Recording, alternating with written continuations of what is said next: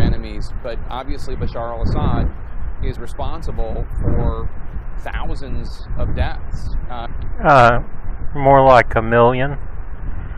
Look, it was at 250,000 in 2013. Okay, and it's 2018, and Assad's been going at it. You know, they're back with the barrel bombs this week. The Russian Air Force allowed to just bomb. A lot more than thousands, Jake. Come on. And millions of people being displaced during this 5-year-long civil war. Did you have any compunctions about meeting with somebody like that, giving him any sort of enhanced credibility because a member of the United States Congress would meet with someone like that? Whatever you think about President Assad, the fact is that he is the president of Syria. President Assad, the fact is that he is the president of Syria. Think about President Assad, the fact is that he is the president of Syria. In President Assad, the fact is that he is the president of Syria. In order for president of Syria, the fact is that he is the president of Syria. No, he's not. No, he's not. Not even close. He was never elected president of Syria. If you want to call what they had as an election, but look, I'll show you.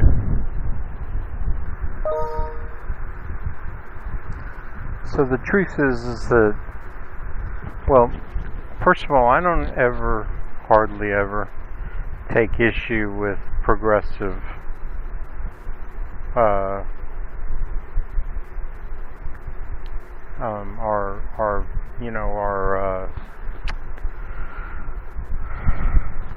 our issues, our platform.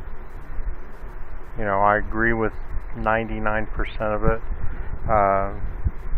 The only place that I really get away from it is on immigration. I don't agree with illegal immigration. I don't think that we can just open our country up to, a mass flood of poor people, very poor people, very needy. They're all going to want a place to live, and then once they get settled in, they're going to want equality. And until we do that for our own people, all we're doing by bringing in millions of other people is taking that away. Until we deal with the rich and get that behind us, we can't take new people in, because it's just totally unfair to the people who are here, people who are already American citizens. I'm talking about lifting how many millions of black people, how many millions of Hispanics, how many millions of Asians, out of poverty. And I know it may take forever, but we've got to do that for our own people, because the rich use migrants, and the more poor people piled in against us, they really do. They know those people will work for the slave wages, so basically they'll bring them in and be like, nah, so now we've got our slaves that, because you were unwilling to be them, and you get to be like super poor. There's your, if you don't see that, you're blind. As an American, I see it all the time. That's not the issue here. The other issue that I really take issue with progressives like Tulsi Gabbard, which is what this is about, as you know from what I've had to say about it so far, is Syria. Assad's a tyrant. He's committing genocide. So you know, she said, right, that he's the elected, or he's the president of Syria. Bullshit. Listen to this. This is so, I mean, liberals like her and other liberals that I know, I listen to them all the time. And I listen to what they have to say just in case they have something that proves what I already know wrong. But they don't. They don't even come close. There's nothing about Assad. Now, I didn't like what they did to Gaddafi. Gaddafi was not massacring his own people, but his sons were getting ready to. And they did, to a certain extent. I'm not fond of Muslims, okay? I'm not fond of the Sunni. I'm not fond of the Shia. Just like I'm not fond of homosexuality. But I believe that all of these people, even if they're a little fucked up in ways, maybe some ways, which more often than not I think I can show that it's because of the way they've been treated. But they deserve to be treated as human beings, for Christ's sakes.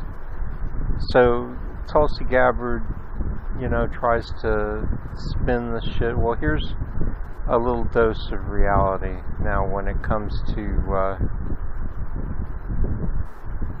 let me see if I can get the... What an irony. Fear of the... Okay, that's it. That's this, right here, and I'll kind of scroll through it as I play it. Syrian government and its many tentacled security apparatus is even greater now than it was before the revolution began.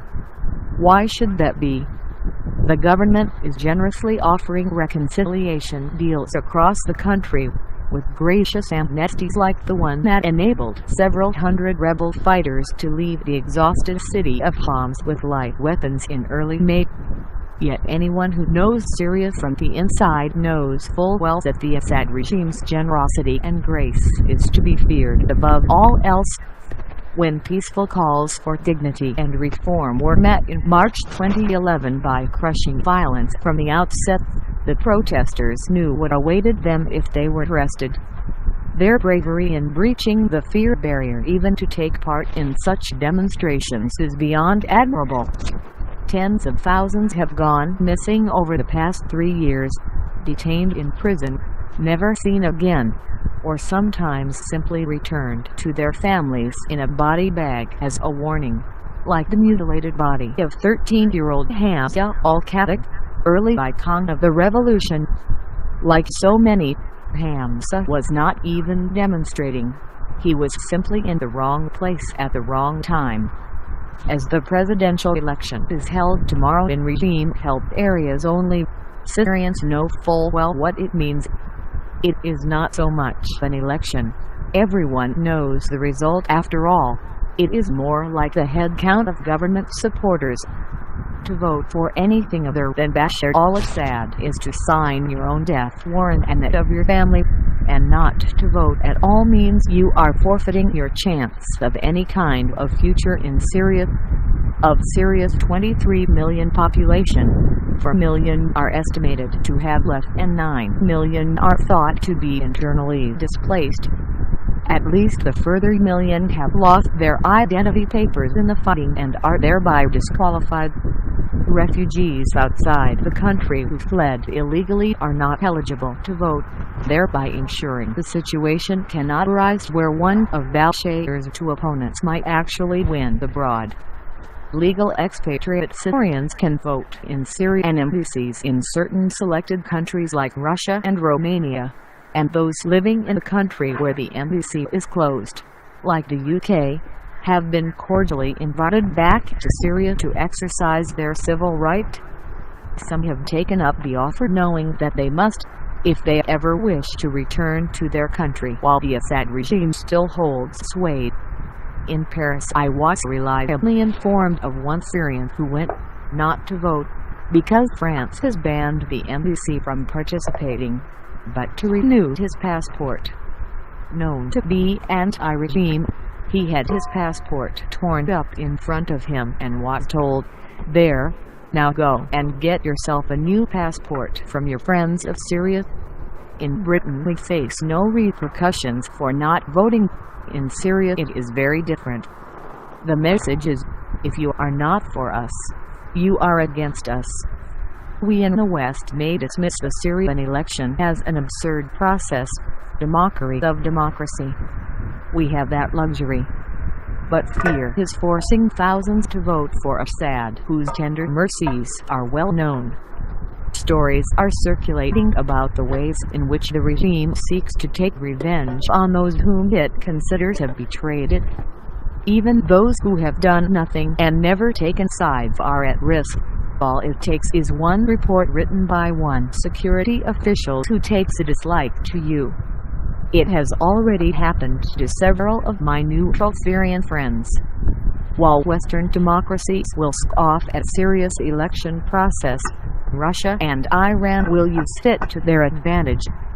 It plays beautifully into their narrative of supporting whoever is elected by the Syrian people and legitimizes their unwavering support for Assad. Spoken here.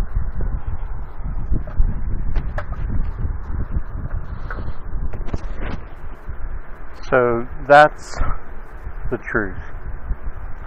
I know you'll hear all kinds of opinions, etc., but that's what's really going on in Syria. And sorry, I got myself. And I have to say that when my progressive friends head out into bullshit land, I guess they just can't help themselves. I mean, people like Kyle Kalinske and Jimmy Dore, they've just got Assad up their ass. You know what I mean? I understand and I agree with them completely on the United States not meddling in other countries. 100%. But to morally support a dictator, a tyrant, to back a guy who is murdering, you must really be okay with, the murder of, like I said, I don't really, I like Sunnis a little more than Shia, but I've had a lot of really good experiences with Shia. I really have. And I've had a lot of good experience with Sunnis. One of my best friends was Sunni. I'm trying to track him down now because poor guy's got himself in. He's just really poor, and he's really suffering. As an American, and he was a Pakistani before he came here to go to college, and then he was in my class, and we just hit it off right away. Didn't like some of his attitudes. He just wanted to blow up Israel, and I was just like, come on, man.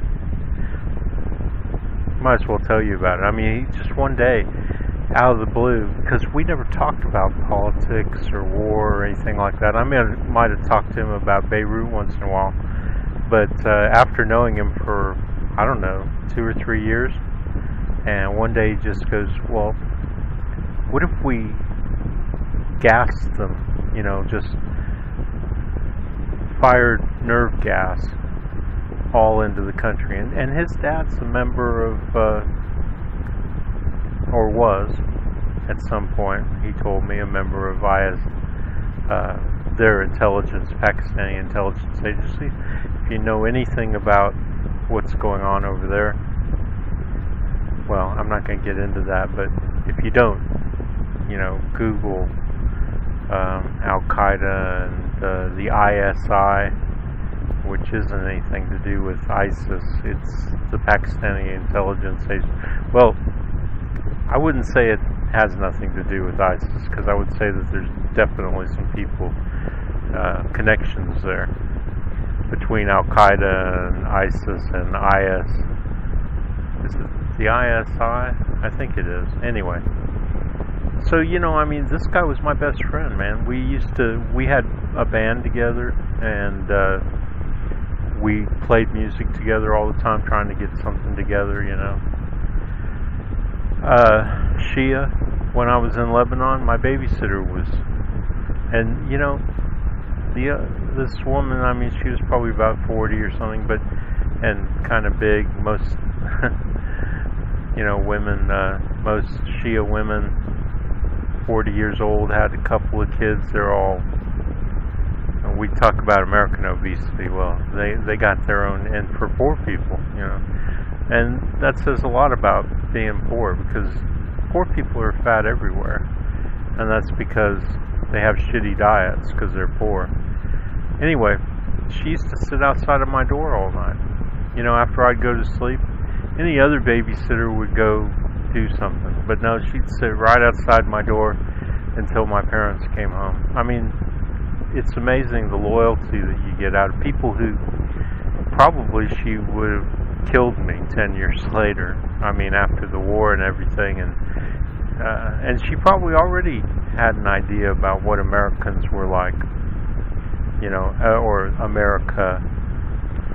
So I don't understand, man. I don't understand. I think that a lot of progressives, I think that's a weakness for them. I think they do. I think they hate Arabs, just like the rest of America. And, you know, while they may pretend to side with one group of Arabs or another, I wish they'd all get together and fight Israel and the United States. I mean, honestly, I hate to see this massive amount of bloodshed.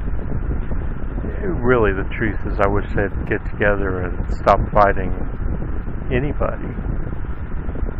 And yes, there's a lot of blame to go around the United States, Europe. Lots of people have caused what is now this bloodshed.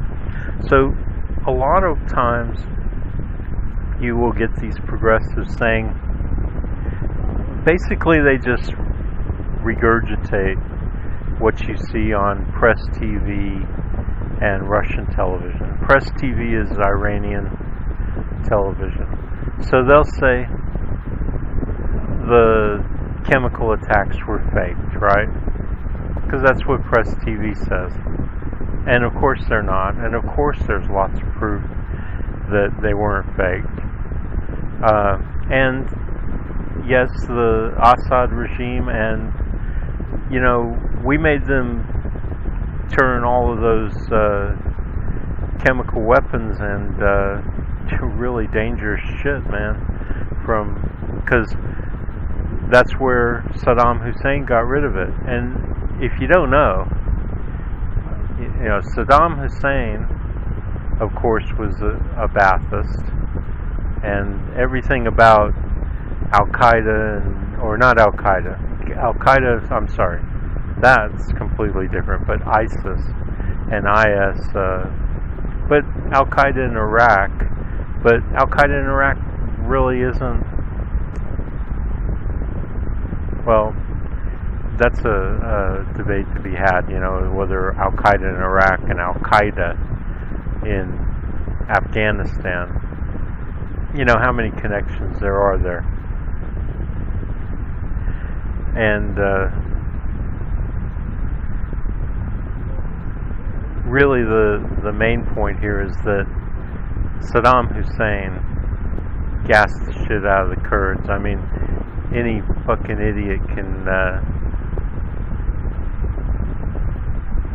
like Google it. So I'll just Google something real quick here. So Saddam, whoops.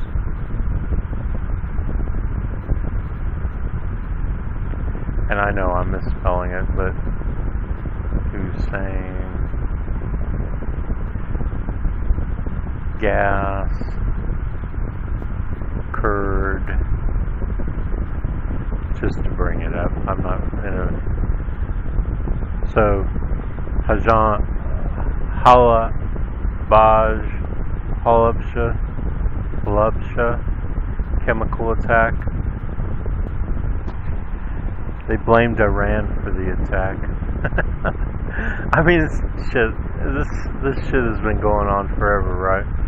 And now you've got Iran and Syria and Bashar al-Assad, who is the equivalent to Saddam Hussein, except for that he even, you would think that Saddam Hussein could not have been outdone as a tyrant, right? But man, this guy, I mean,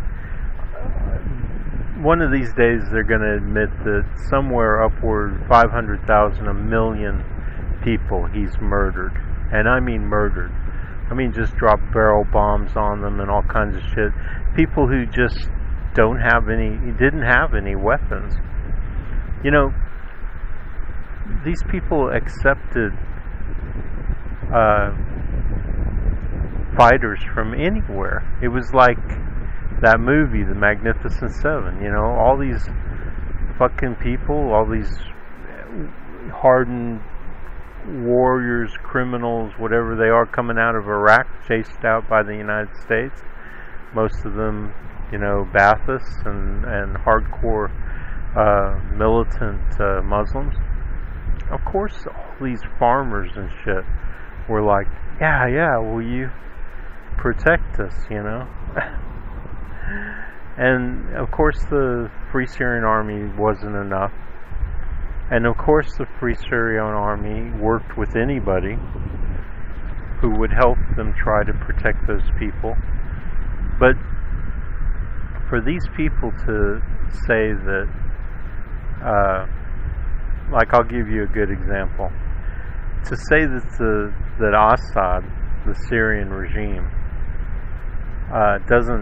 they have no reason. This is what they say. They have no reason to use chemical weapons. Why? They're winning. Well, wait a minute. They weren't winning.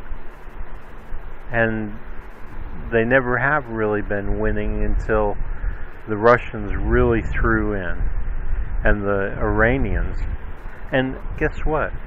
A whole bunch of trained by the United States Iraqi regular army. The guys that we've been training in Iraq to fight IS. It's actually called IS. And it's called ISIS in Syria because it's obviously Islamic State in Syria, but it's called IS in general. The Muhammad Baghdadi type thing is IS. At least that's what they wanted to be called. Okay, so that's bullshit, man. I mean, just like Saddam Hussein, he had a huge army. Are you going to tell me that just because he had a huge army, the Kurds gassed themselves, or the Iranians gassed the Kurds, right? Come on. And of course everybody knows the truth about this, right?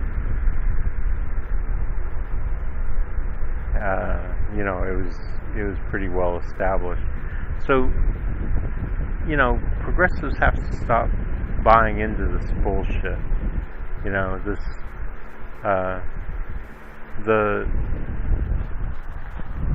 The gas attacks aren't being faked. They're not being done on their own people. Now, I'm not saying that never ever was there not a war between different factions. And, yeah, maybe somebody fired some chlorine gas into here or there. But now sarin or any of the really nasty shit that we know has been used because it's been verified on the ground. And, of course, these nut job, of course the Russians and the Iranians and the nut job, I'm sorry, I hate to call Kyle Kulinski and Jimmy Dore, who I adore. I think they're great. I love what they're doing. But they're just totally wrong on this, because when they do that, they're going into the Alex Jones arena. I mean, this idea that, and I'm not saying there's never been false flag attacks. Now, I'm not saying there's never been false flag attacks. I'm not saying there's never been some kind of chemical or gas attack against each other, Sunni on Sunni or something like that. What I'm saying is that repeatedly Saddam Hussein, Freudian slip, repeatedly Bashar al-Assad his troops have repeatedly used chlorine and several times used something else. I mean, something much worse. I don't know every single one what it was. I think sarin was used at least once. But there's all kinds of shit out there. And you know, all you have to do is have a chemical factory to throw some shit together. And you can, you know, fill up a barrel with some explosives and not to say that those chemical attacks, man, they didn't do shit compared to what the regular just barrel bombs and stuff have done. I mean, in terms of numbers. But what they do is they terrify Syrians. And that's not the only thing that's used to terrify Syrians.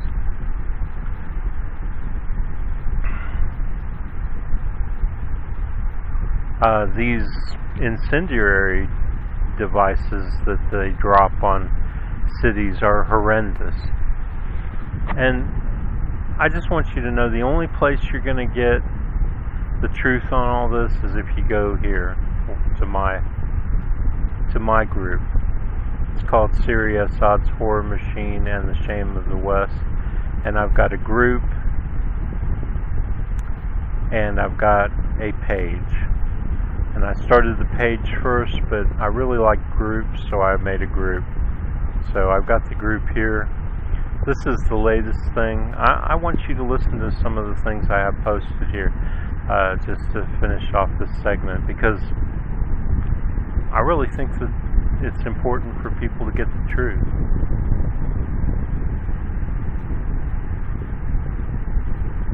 Here on Democracy Now! I'm Amy Goodman. As we turn to Syria, the leaders of Russia, Iran, and Turkey are meeting in Tehran today as the Syrian military is threatening a massive invasion of the rebel-held city of Idlib.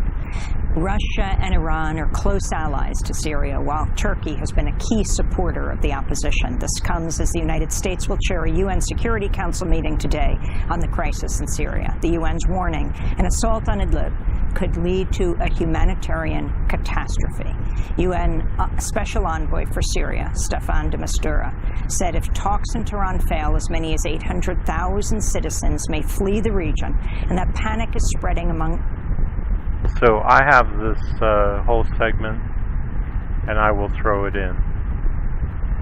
It will just be, because all of this is going to go into my my news show. And I will just throw that whole thing, because it'll be a series. My news show is always a series of YouTube videos that I post on YouTube, and then these I will just post them right behind them so that you can watch them. So there's that one. I will post that one here on Democracy Now! Let me go ahead and pop them up so that I have them.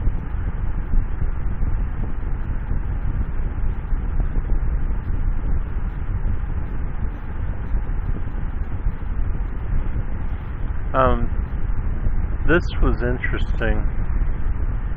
I have my real qualms about the Kurds, okay? And I don't know if this was it, but they, the Kurds in northern Syria started burning all the churches. And when the Christians protested, they fired live ammunition, and I guess they killed some of them. Anyway, I don't know if that's exactly what that was about.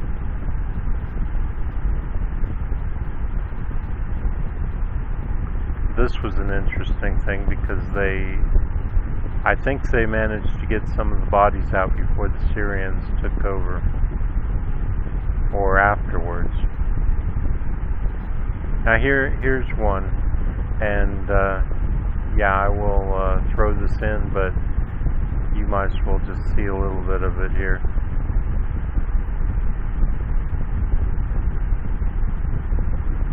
Well, I don't know if this is actually I don't, there's the videos.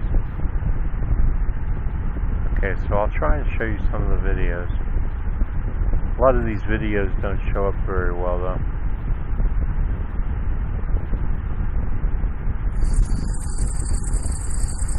But this stuff is terrifying, right? I mean, imagine you're living in a town and all of a sudden you look up and you're looking at this coming down on you.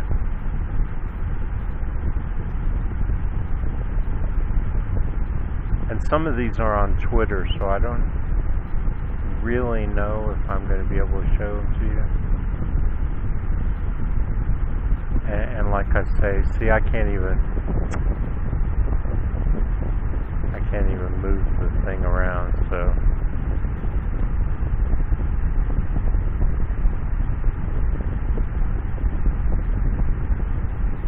Now it's popping me out of stuff.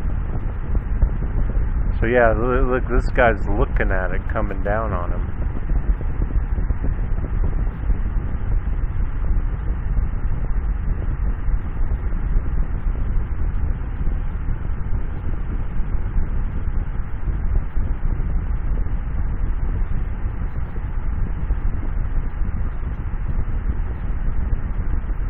So it's like cluster bombs, right? But it's incendiaries. They're trying to light everything on fire. They're trying to start fires. Anyway.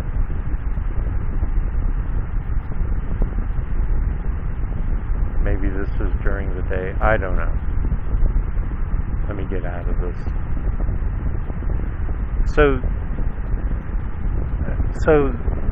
I mean, it's so obvious.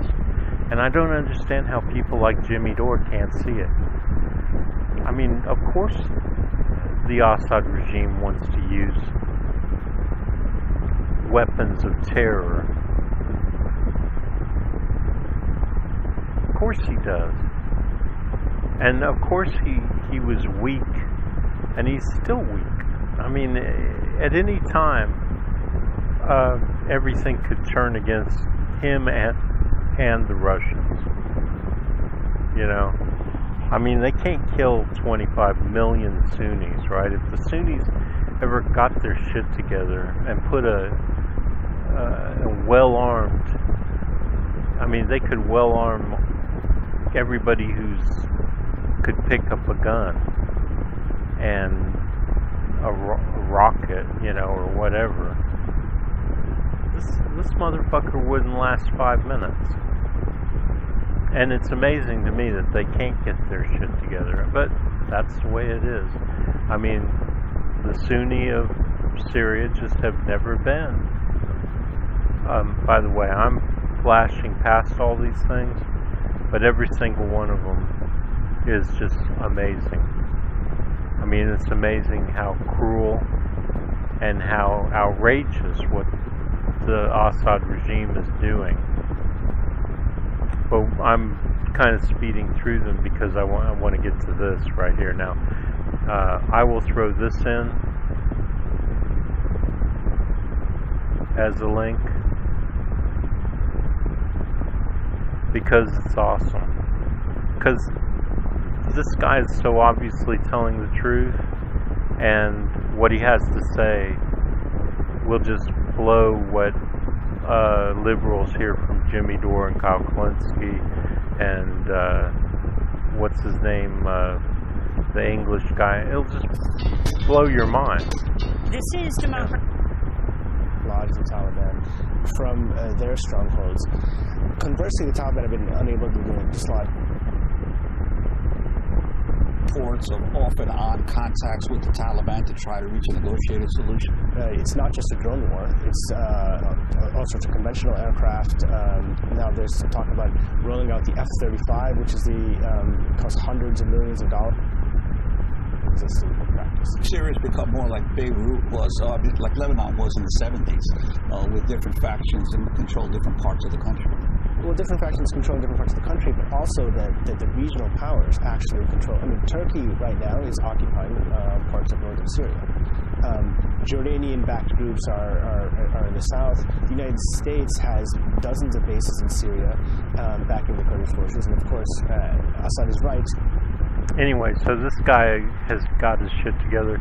This may not even be the actual one that I want you to see, but I will make sure that you do get to see the one that I want you to see. I will find it if it's... This is a bunch of my news shows. Okay. So anyway, I'll throw in a few of those. And if you don't know how to use playlists on YouTube, well, this will be a good opportunity for you to learn, because, God, you really need to know how to, you know, go to the next video. You know, it'll just go on its own if you want, and you can just wait for the commercials, or you can, you know how you can click on, after a few seconds you can click on, you know, skip the commercial, and you can see all the videos. But by all means, watch as much as you can, and you can, what I've done is I've turned my news show into one long playlist. So after you see my most recent show, it will continue on to all my older shows in order of when they were posted. So all of my shows are posted in this one playlist, and this video I think will be the second, because I think I've got a part 1 and this is part 2 of my stuff about Tulsi Gabbard, and you know, I mean, don't get me wrong, I love the progressive movement. I helped create it. You know, I was there when we didn't have Bernie Sanders, and we were saying, come on, man, give us somebody besides Hillary Clinton, you know, and we couldn't get anything. We tried to get Warren, you know, and she just bailed on us, you know, which is why I don't support her now. You know, I'd like to, but I don't trust people who stabbed us in the back, you know. Didn't even endorse Bernie, and where is she from? Massachusetts. What kind of fucked up hillbilly from, and no offense, I love what Elizabeth Warren does in terms of consumer advocacy and all that kind of stuff, but she's still just a house-flipping housewife. That's what she used to do, is flip houses, which is kind of a low-life version of, well, it can be done nicely, but it's more or less, most of the people involved are low-life kind of realtors who are trying to dick you over by selling you something that they fixed up enough that they can make a bunch of money off of, but you're stuck with a lot of problems. Anyway, so I got problems with her. I mean, I'd take her over any Republican, obviously, and but I don't think I would. I mean, if there was a primary, and I wouldn't vote for her over a progressive, that's for sure. You know, if it was her versus Ocasio-Cortez, you know, Alexandria, or Alexandra, whatever, all these names. As a journalist, it's a nightmare. So this is like part 2, I think. So you'll see it. I mean, I put my little segues, stuff about Hillary Clinton in between them, pictures of my different groups on Facebook and stuff, as segues in between them. But the videos are all in the playlist. So I'm not thinking. What I'm trying to tell you is this playlist. Because if you're listening to me right now, you're in the playlist. Because I'm going to post it video segment number 2, I think, of part 1 and 2. And then after that, there'll be these other videos that I'm talking about that are in here. These are actually that's the group, that's the pages. And I think I must have closed the page. So I'll look through here and I'll find the videos that I'd like you to watch to be a little more in tune with what's really happening in Syria. And as a final thing, all I'm going to say is just I do not support military intervention. I do not support terrorism of any kind on any side, and especially Sunnis, militants and stuff. I do not support the United States arming or supporting Saudi Arabia, and I do not support the dictatorship Saudi Arabia. I think Saudi Arabia should have been a representative government a long time ago, and these kings and stuff should have been, they should have, if anything, probably had their money fleeced off them and spread out to the people. Now, I'm not saying, I lived in Saudi Arabia for 3 months, a month, so about 5 months, maybe 6. I don't remember. It was a long time ago. And I can tell you that there's a lot of really good Saudi Arabian guys. We portray them all as being these evil motherfuckers who paint pubic hairs onto their statues. They're not all like that. And honestly, I've listened to I haven't listened to it all, so I can't tell you that it's all okay, but I listened to, because when Osama bin Laden would put out these tapes and stuff, or YouTube videos, or whatever, all you do is hear about, how he's a terrorist and a horrible person. So I said to myself, well, now wait a minute. Why would I just accept that? So I went and found them on the internet or something, or read them, and I couldn't find anything wrong with what he had to say. He talked about wanting to run the United States out of the Middle East, wanting to create a caliphate, which he didn't really say like that he wanted him to take over the whole Middle East and make it one place under him. What he talked about was making it one place for Arabs to be Arabs and to run out people who were oppressing them. What's wrong with that? And I don't know what else he had to say. It was very hard to find transcripts and things of what he had to say, because they don't want us to see. They don't want us to sit there and read it and say, hey, wait a minute. That's the reason. That's got to be the reason. And so now I sound like a terrorist, I know. Well, sorry. But all I'm doing is saying what I remember, of what I read. So, I don't support the United States being, and neither did Osama bin Laden. That's pretty much 90% of what Osama bin Laden was about. So, I agree with progressives. 100% we shouldn't be meddling in Syria. It's Russia's backyard. It's a traditionally Russian colony, or whatever you want to call it. It's their saltwater port, or whatever, their port on the Mediterranean that they don't have anywhere else, and all that kind of shit. I get that. And I get the imperialistic aspect. Is there anybody stupid enough not to realize that Syria is a part of the Russian Empire, what was the USSR. You know, it's a holdout. It's one of the few countries that still demands to have Russia in there. And all that is very complicated. It's got to do with, you know, going back to wars with Israel and all that kind of stuff.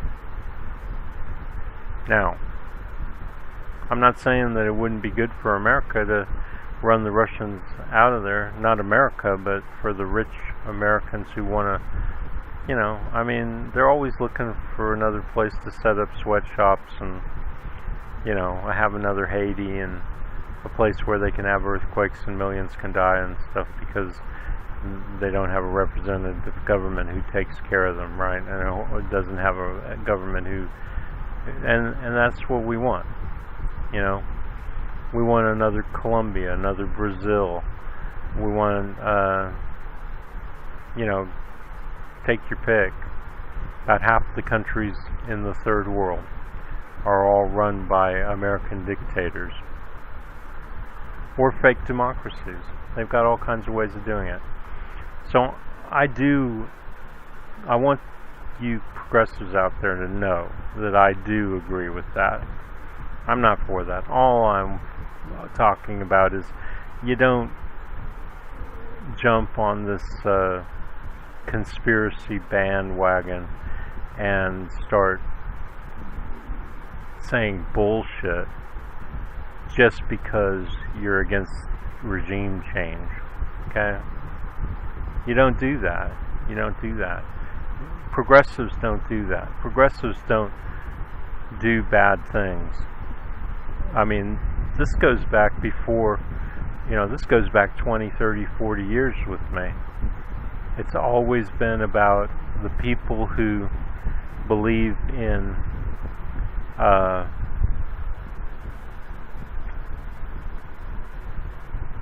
boy, it's hard to think of this because this is one of those good versus evil kind of things, and it's so important, and our brains are just trained to ignore it.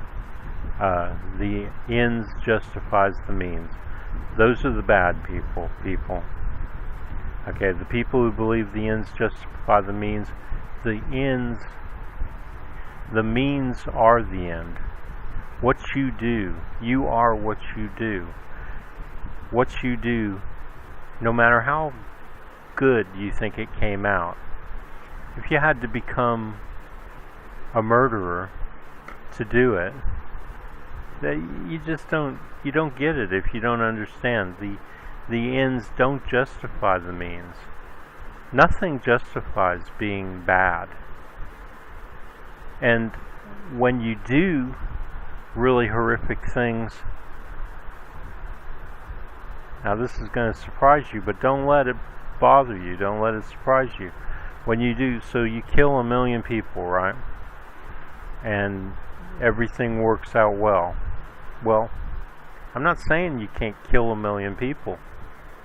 I mean, there are wars. There are times self-defense. You know, I'm not saying that very often it'll work out that killing 1 million people is a good thing, but there are times when it is. So I'm not saying that nothing that is horrendous is ever good. There are times. And you know what? I think what it comes down to, and this will be the last thing I have to say about it, is that sophistication. I mean, a person needs to be sophisticated. They need to be able to deal with complicated, complex situations. They need to be able to go through all the details to come to a proper conclusion. I always give this example. So a guy walks out his door,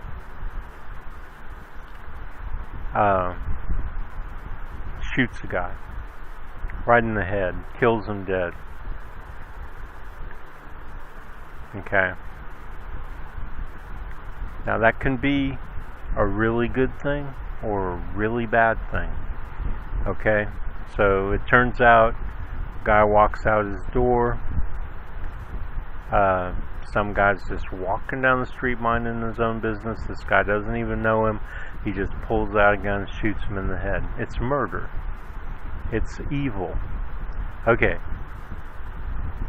Now, a guy walks out his door, sees a guy with a gun. He's just shot 3 kids. They're laying dead in the street around him. He's getting ready to shoot another one. You pull out your gun. You happen to have it with you, okay? Whatever. And you shoot him in the head and you kill him dead. You're a fucking hero, man. I mean, that's what it's all about. Good and evil is not the action. It's the environment. It's the circumstances that it occurs in. Okay? And that's it for me.